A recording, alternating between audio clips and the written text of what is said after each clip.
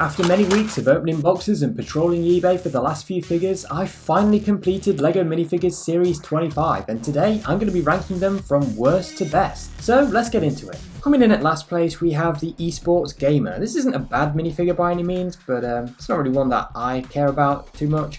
I do like the Black Falcons logo that she's got on her torso, and then on her back there's some printing with Vice Rush, which does link into another minifigure in this series. She comes equipped with a gaming mouse and a gaming keyboard, and she's also got a golden trophy as well. So yeah, this one is decked out with lots of cool accessories, and I do like the print on the sides of the legs.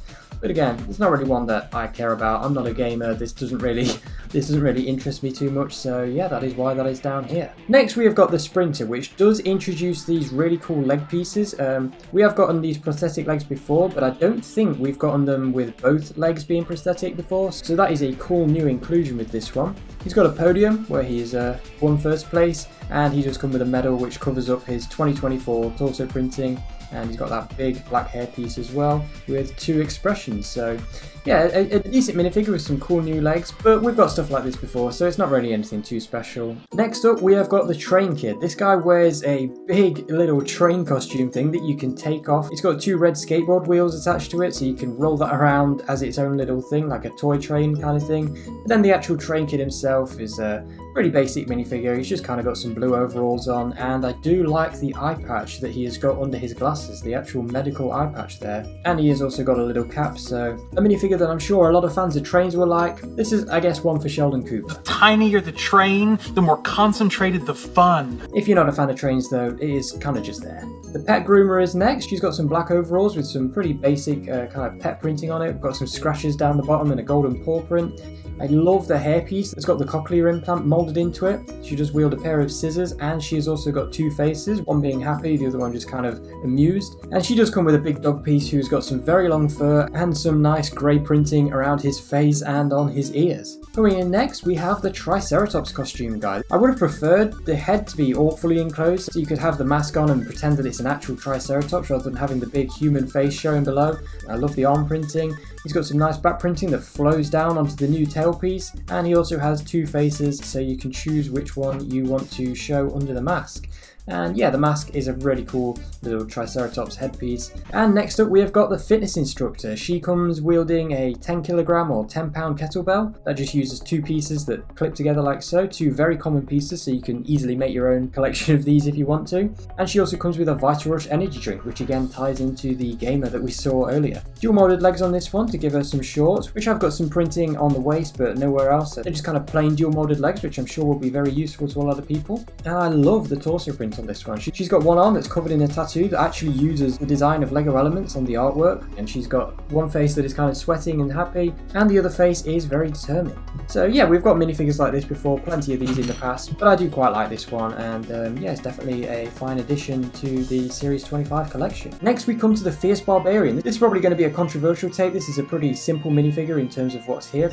She's only equipped with this sword piece, which is dual molded in two different colours of grey. Yeah, the minifigure itself, we've gotten stuff like this before, most notably with the Series 11 Barbarian. This is kind of a gender swap version of that one, but you know, I really love this minifigure. She's got dual molded legs with print all around the sides of those. I love the attention to detail there. And then the print on the torso, again, really nice looking, plus some arm printing and even some excellent back printing as well, plus two faces and a brand new hairpiece. Maybe a basic historical figure that we've seen before, but the level of detail on this one is just incredible, and for me personally, I really do like these collectible minifigures that are based on historical things, so yeah. Next up, we of course come to the Goatherd. This is the one that reintroduced the iconic goat back to the world of LEGO, so anyone could get him for a cheap price now, rather than having to buy the ones from the Mill Village raid that were very expensive. He's got those printed horns there and a little goatee as well. And then as for the actual goat herder himself, this is a nice minifigure. He's got a little stick and some goat's cheese that you can put in his backpack. The print is pretty basic. He's got some dual molded legs, and I love the little sack that's hanging off his belt there. And he's got two faces as well, where one of them does look quite peaceful as well. Maybe he's sleeping, maybe he's just taking in some fresh air, who knows. And a bit of back printing as well, so that he looks good without the backpack on too.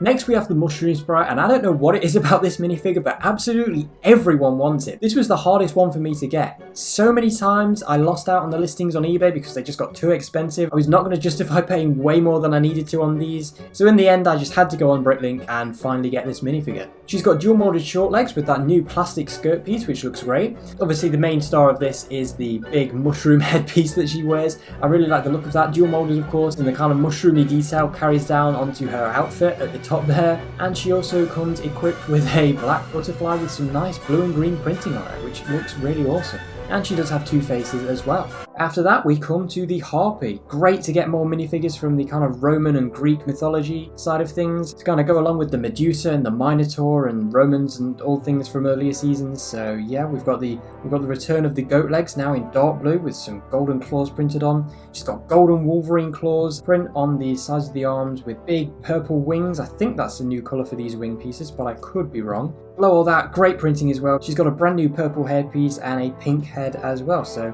a lot of colours going into this one, but I really do think it makes for a wonderful looking minifigure. And again, great to get more minifigures that tie into Roman and Greek mythology.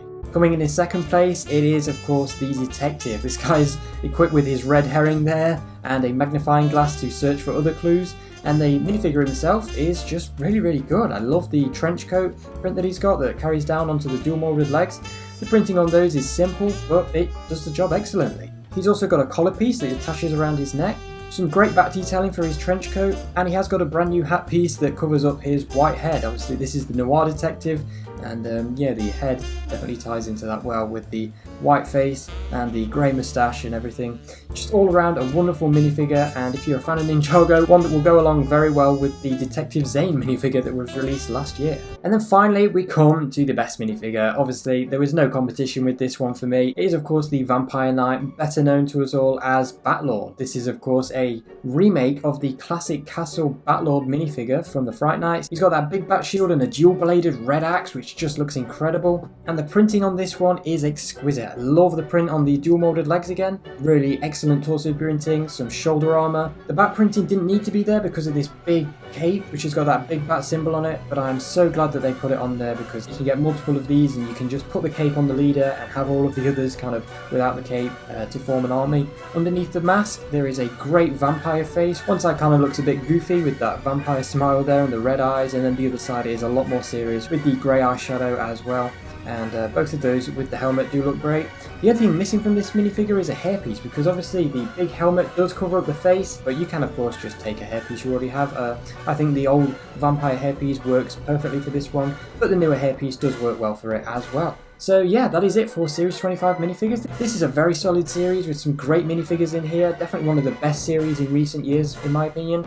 But be sure to go down in the comments below and tell me what your opinion is. In any case though, that's it now into the Space series, which will be coming out very soon, and I cannot wait to get my hands on it, so let's bring it on.